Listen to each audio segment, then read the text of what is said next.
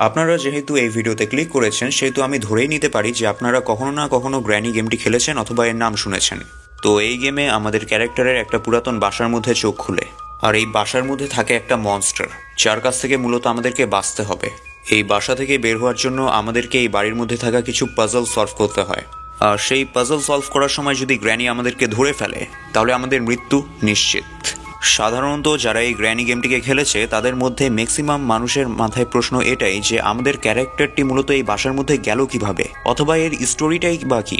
আবার আপনাদের মধ্যে অনেকের এই কোয়েশ্চেনটাও থাকে যে গ্র্যানি আমাদের উপর আক্রমণ করে কেন, আর গ্র্যানি আমাদেরকে ডাইরেক্ট একেবারে মেরে ফেলে না কেন, সে আমাদেরকে 5 দিন পর্যন্ত কেন বাঁচিয়ে রাখে। আর সবচাইতে সিক্রেট বিষয়, গ্র্যানির আসল নামটাই বা কি। আচ্ছা, আমি যদি আপনাদেরকে এখানে একটা কোয়েশ্চেন করি যে গ্র্যানি আসলে ভালো না খারাপ, তাহলে আপনার অ্যান্সারটা কি হবে? আপনার অ্যান্সারটা যদি দ্বিতীয় নাম্বার হয় তাহলে আমি 100% শিওর যে এই ভিডিওটা দেখার পর আপনি আপনার অ্যান্সারটা বদলাতে বাধ্য হবেন।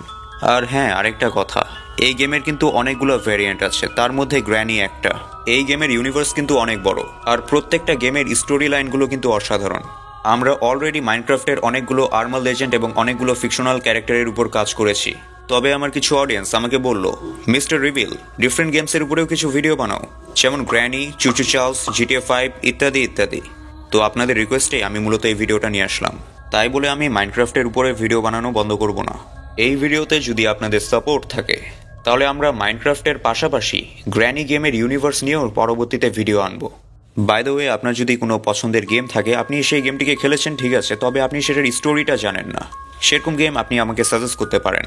আর রিসার্চ করে যদি সেই গেমের স্টোরিটা পাওয়া যায় তাহলে সেটা সম্পর্কে অবশ্যই আমি একটা ভিডিও বানাবো। আর যদি স্টোরি না থাকে তাহলে তো কিছু করার নাই। আর হ্যাঁ, আমাদেরকে ইনস্টাতে ফলো করতে একদমই ভুলবেন না। আর যারা যারা ফলো করেছেন তাদেরকে অসংখ্য ধন্যবাদ। আর যারা ফলো করার পর আমাকে টপিক সাজেস্ট করেছেন, এই ভিডিওটার পরের ভিডিওটা তোমার পছন্দের টপিকের উপরেই আসতেছে। তো বেশি কথা না বলে এখন ভিডিওটা শুরু করা যাক।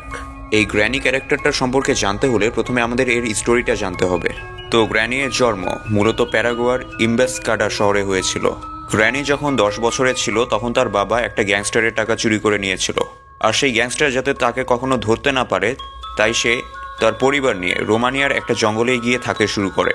গ্র্যানির বাবা, এখানে গ্র্যানির বাবার কোনো নাম উল্লেখ করা হয়নি, তাই আমরা এখানে তাকে মিস্টার এক্স বলে ডাকবো। মিস্টার এক্স রোমানিয়ার সেই জঙ্গলের মধ্যে সিক্রেটলি ভাবে একটা বাসা বানিয়ে থাকতে শুরু করে।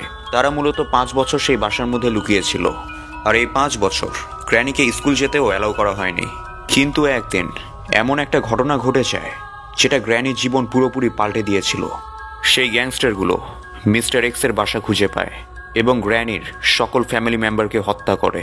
গ্র্যানি সেই সময় বেঁচে যায় কারণ সেই সময় সে জঙ্গলে খেলাধুলা করছিল। গ্র্যানি যখন বাসায় ফেরত আসে তখন সে তার বাবা মার লাশ দেখতে পায়।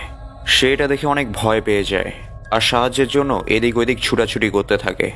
সে একটা পুলিশ স্টেশনে পৌঁছে যায় আর সে পুলিশ অফিসারদেরকে সকল তথ্যগুলো জানায়। যেহেতু গ্র্যানির কেউ ছিল না সেহেতু তারা তাকে একটা অনাথ আশ্রমে ভর্তি করিয়ে দেয়, আর সে সেখানেই বড় হতে থাকে।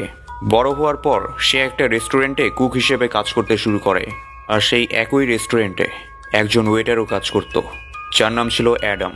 আর এই অ্যাডাম মূলত এই গেমের একটি গুরুত্বপূর্ণ ক্যারেক্টার যার নাম গ্র্যান্ডফা। আর এই কাহিনীটা তখনকার যখন তারা নর্মাল মানুষ ছিল।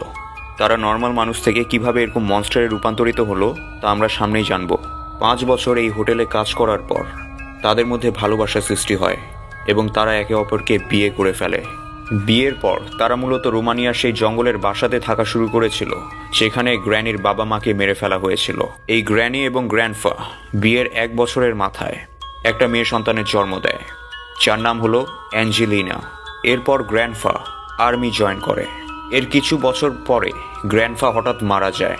তখন গ্র্যানি গ্র্যান্ডফার ডেড বডি তার বাড়ির পেছনের বেসমেন্টে দাফন করে দেয়। এতে গ্র্যানি অনেক ভেঙে পড়েছিল। এই ঘটনার 7 বছর পর গ্র্যানিয়ের বাসায় সাইমন নামের একটা ছোট ছেলে আসে, যেটা মূলত এই গেমের আরেকটি লেজেন্ডারি ক্যারেক্টার সিলিন্ডারম্যান। সাইমনকে গ্র্যানি তার বাসায় রেখে নিয়েছিল কারণ সে অনাথ ছিল। এরপর সাইমন এবং অ্যাঞ্জেলিনা একসাথে বড় হয়। আস্তে আস্তে তাদের মধ্যে ভালোবাসার জন্ম নেয় এবং তারাও বিয়ে করে ফেলে, আর তাদেরও একটা বাচ্চা হয় যার নাম সিলিন্ডারিয়া। আর এই সিলিন্ডারিয়া মূলত এই গ্র্যানি গেমের ইউনিভার্সের মূল আকর্ষণ। কথাটা কেন বললাম এখনই বুঝতে পারবেন। সিলিন্ডারিয়ার জন্মের 5 বছর পর অ্যাঞ্জেলিনার একটি অভিশাপের কারণে মৃত্যু হয়।